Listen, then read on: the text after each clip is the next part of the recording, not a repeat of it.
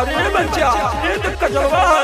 अरे बाबा ये कजरवा के पीछे रहत रहे बाबा। बोलाई महारानी थोड़ा इन पे खिला दी।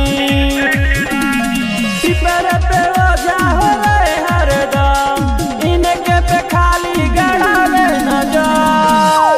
हदाइले बिया चुरैलू हो जा इनका छोड़ा दी। बोलाई महारानी थोड़ा इन पे खिला दी।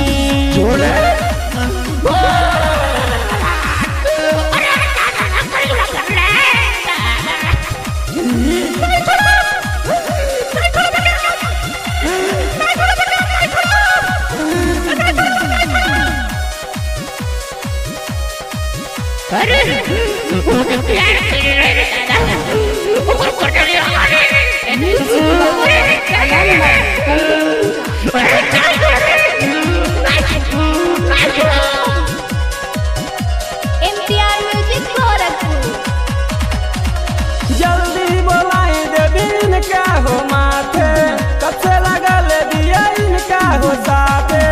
लड़कियाई कब जलाई दैया से दूर भगाई।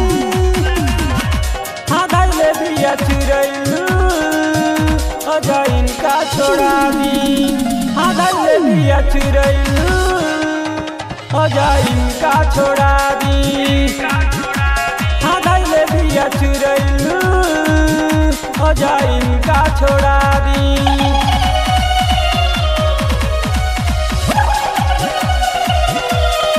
अरे हमके तो लागत ते पिचकलवा है रे पिचकलवा। बताओ कैसे खैली।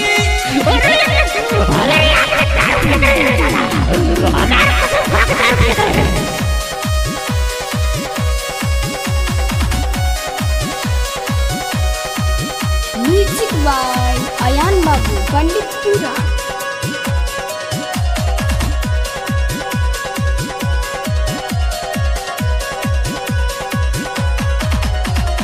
चढ़ते नवरात बटे इनका हो धैले शाम के रात बटे इनका सतौले।